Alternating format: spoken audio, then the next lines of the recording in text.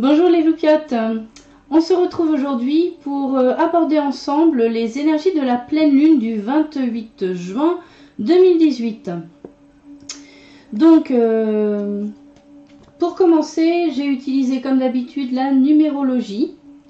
Donc, comme vous le savez, il suffit d'additionner tous les chiffres de la date. Donc, là on est sur du 2 plus 8 plus 6 plus 2 plus 1 plus 8 et on obtient donc le chiffre 27 que l'on raccourcit, donc 2 plus 7 et on obtient le 9. Le 9 c'est l'ermite qui est représenté par donc la carte en haut de l'écran. C'est une carte issue du vice versa tarot. Ce sont des cartes qui ont un recto et un verso. Voilà. Et donc je vous ai rajouté les énergies de la papesse et du chariot qui correspondent aux chiffres 2 et 7 qu'on a dans le 27. Alors pour commencer avec ces énergies numérologiques, il faut savoir que l'ermite, si on veut lui trouver des mots-clés, ce sera plutôt solitude, introspection, lenteur, sagesse. Et pour le chiffre 9 dans la numérologie, on a plutôt l'intégrité et la sagesse, donc ça se rejoint plutôt bien.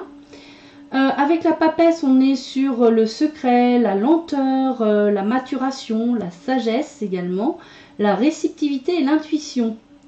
Et l'énergie du 2 en numérologie nous parle de coopération et d'équilibre. Avec le chariot, nous avons des mots-clés de type victoire et succès, mouvement, changement.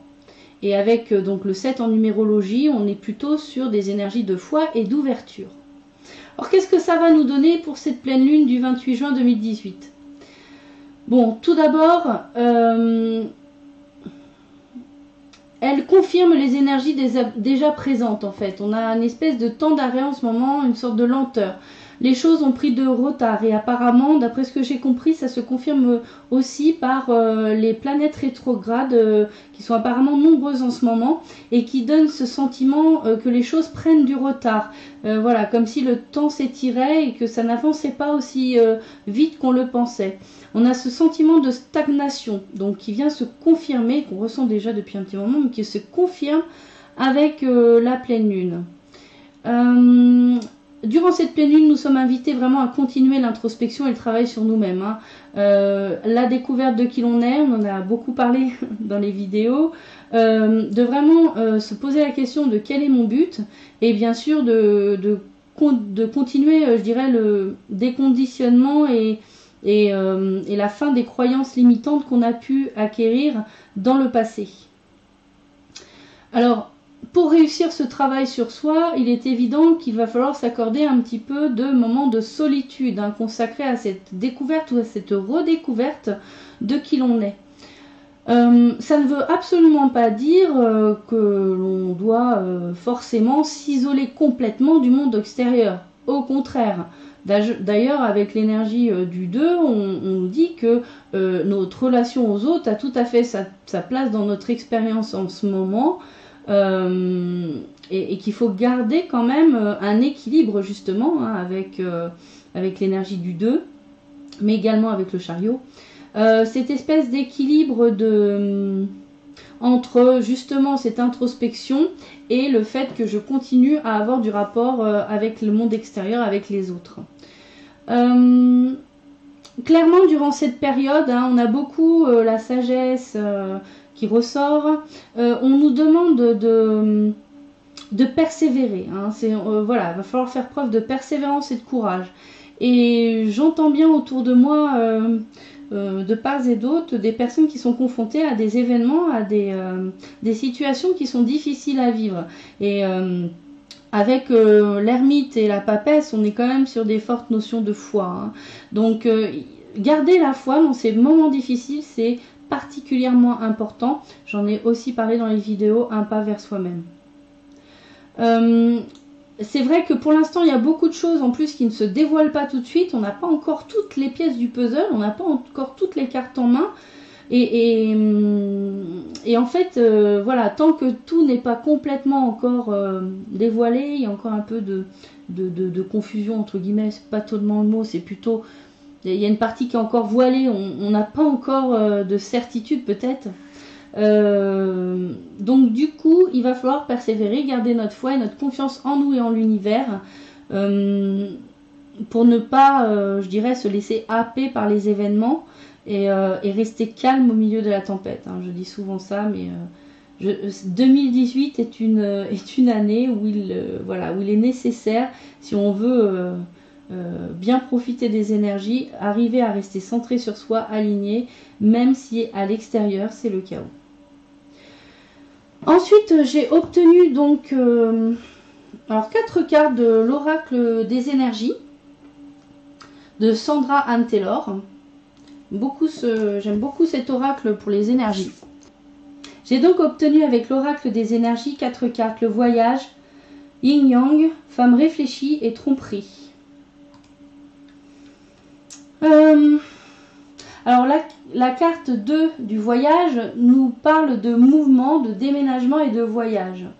Alors effectivement, on arrive à la période des congés, des vacances et étant donné qu'on a besoin de se reposer, de faire une forme d'introspection sur nous-mêmes, on a besoin de changer de rythme et d'espace. Hein. On a besoin soit de changer de lieu, ça peut être un voyage, partir en vacances, ou alors tout simplement dans sa vie quotidienne changer son rythme et ses activités, c'est-à-dire ne pas être dans notre rituel, notre routine quotidienne et prendre ce temps pour revenir vers soi.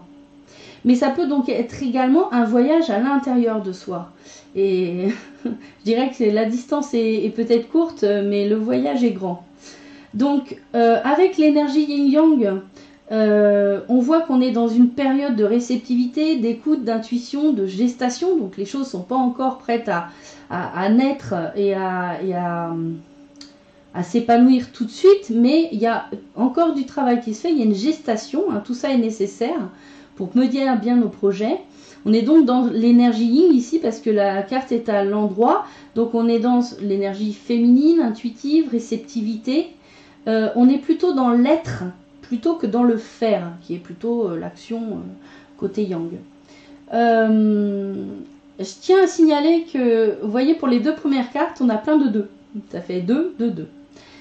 On est vraiment dans cette énergie de la papesse dont on parlait tout à l'heure. Donc vraiment, ça insiste énormément sur le fait qu'on est avec les énergies de la pleine lune. Ce sont des énergies yin qui vont être vraiment très présentes. On n'est pas là pour faire quelque chose, là, cette fois-ci, dans les énergies de la pleine lune. On est vraiment là pour être qui l'on est et se ressentir, se connaître soi-même. C'est un petit peu le point culminant des énergies qui se sont accumulées pour arriver à la pleine lune, mais on en a déjà parlé précédemment. C'est-à-dire ce côté recherche intérieure, etc. etc. Alors, moi j'ai le sentiment là, en fait, de parler toujours de la même chose, mais en fait c'est parce que ce travail doit être fait. Manifestement, on ne pourra pas passer à une autre étape si on n'a pas fait ce travail sur soi, d'aller chercher en soi qui l'on est vraiment. Avec la carte femme réfléchie, alors elle aussi elle me rappelle beaucoup la papesse, hein. C'est une femme digne qui se tient avec un livre comme la papesse, elle aussi a un livre sur ses genoux. Donc c'est pareil, c'est vraiment une énergie, une réceptivité, intuition. Ces cartes ne font que vraiment renforcer cette idée-là. Hein. On a beaucoup de sagesse et de compréhension de soi, compréhension de ce qui se passe autour de soi. Et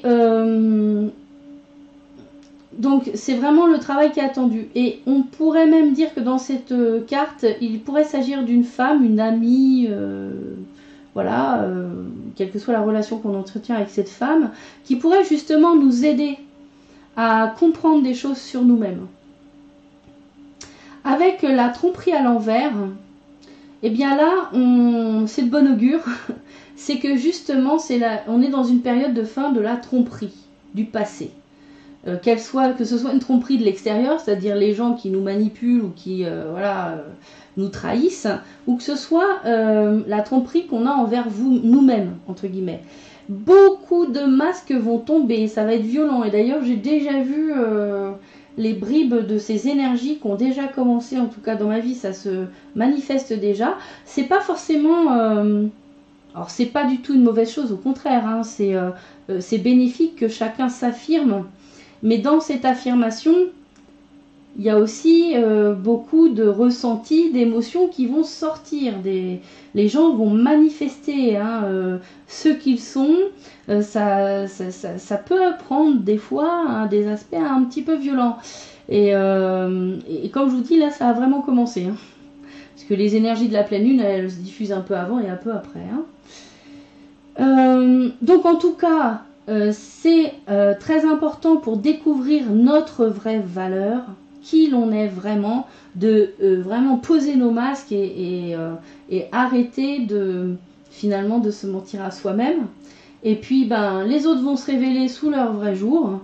Donc finalement, ça va être l'occasion pour nous de faire, je dirais, le ménage quand c'est nécessaire, ou pardonner de toute façon, hein, pardonner toujours. Ça ne sert à rien de rester avec de la rancœur ou un esprit de vengeance ou quoi que ce soit.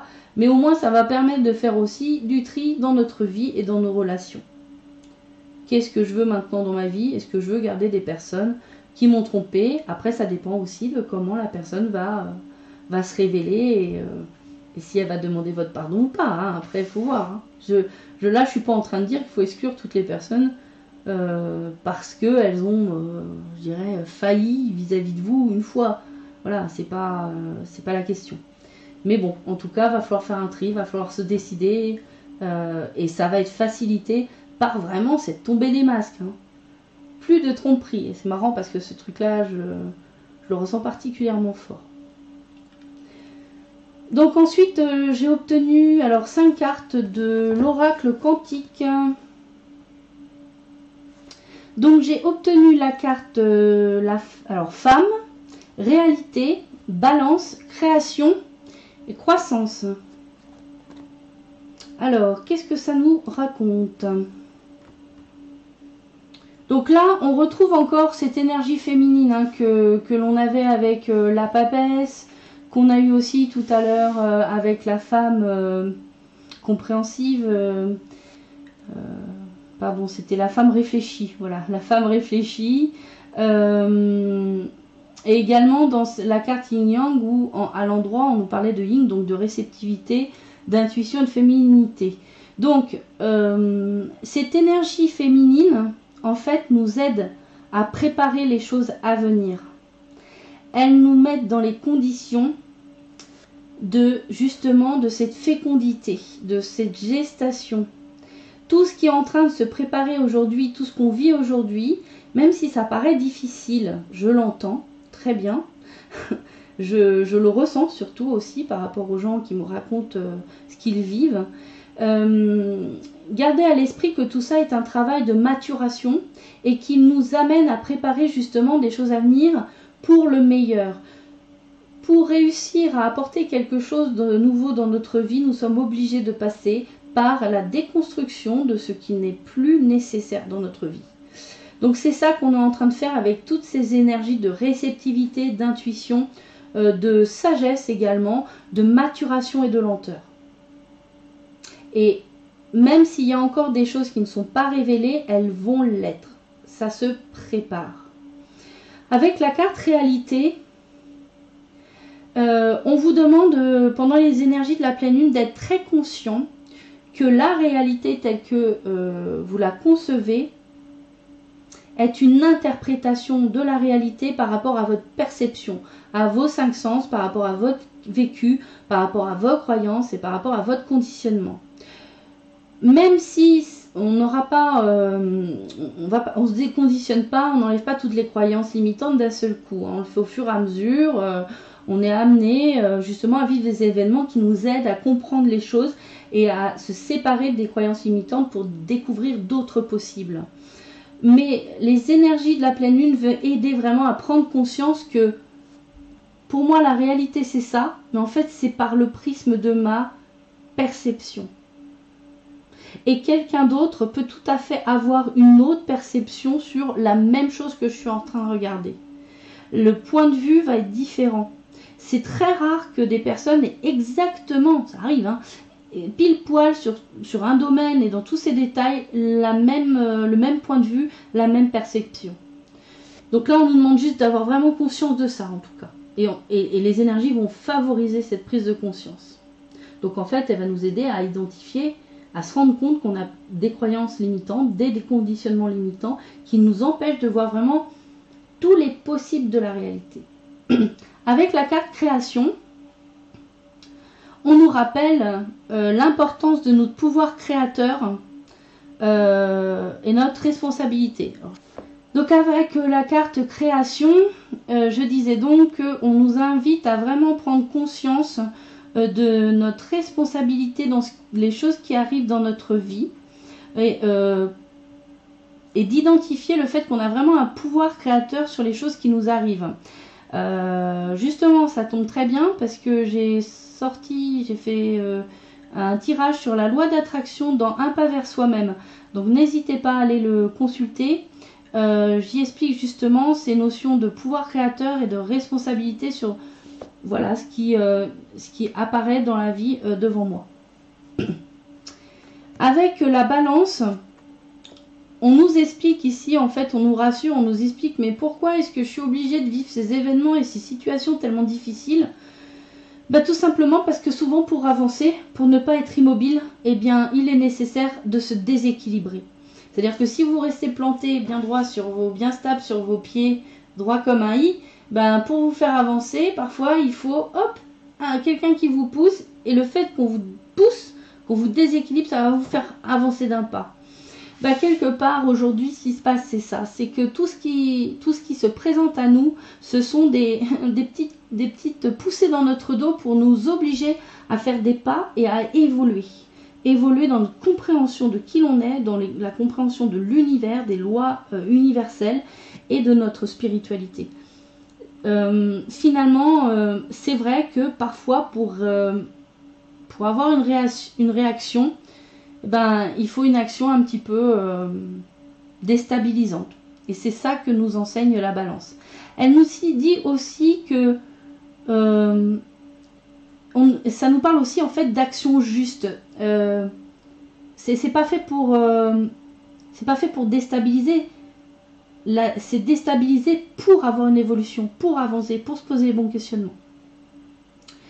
Avec la carte de la croissance, on nous annonce que toutes ces énergies sont au service de l'évolution et de la transformation permanente. Et c'est ce qu'on va vivre dans les moments à venir. Je ne pourrais pas vraiment dater. Je pense que ça va être quand même comme ça pendant un certain temps. Ça ne veut pas dire qu'on n'aura pas de bonnes choses, encore une fois. Mais vraiment, j'ai souvent dit depuis pas mal de temps qu'il était important de... Enfin, j'avais le sentiment que c'était important vraiment d'accepter l'idée du changement et de la transformation parce que c'est quelque chose qui doit devenir routinier pour nous. C'est nouveau par rapport à nos anciens schémas où on cherchait la sécurité, la stabilité. Aujourd'hui, notre quotidien, c'est le changement et c'est la transformation. Donc, c'est là pour nous faire croître, c'est pas là pour nous abattre. Donc, tout ce qui est en train d'arriver là avec les énergies de la pleine lune, c'est vraiment d'engager ce processus de transformation profond en nous-mêmes et d'être capable d'affronter, j'aime pas trop le mot affronter, mais en tout cas de vivre au milieu des événements et des situations, quelles qu'elles soient, en restant le plus possible aligné en soi, recentré en soi, en pensant bien, vous n'êtes pas les émotions qui vous traversent, vous n'êtes pas les ressentis que vous avez, vous n'êtes pas le personnage qui a plusieurs rôles, vous êtes votre âme, vous êtes un être énergétique et divin. Voilà les loupiotes, c'est terminé pour les énergies de la pleine lune du 28 juin 2018. Je vous souhaite d'en profiter au mieux. On se retrouvera donc bientôt pour la fin du mois pour les taroscopes du mois de juillet 2018, comme tous les mois. En attendant, je vous fais plein de bisous et je vous dis Prenez soin de vous. À bientôt, les loupiottes.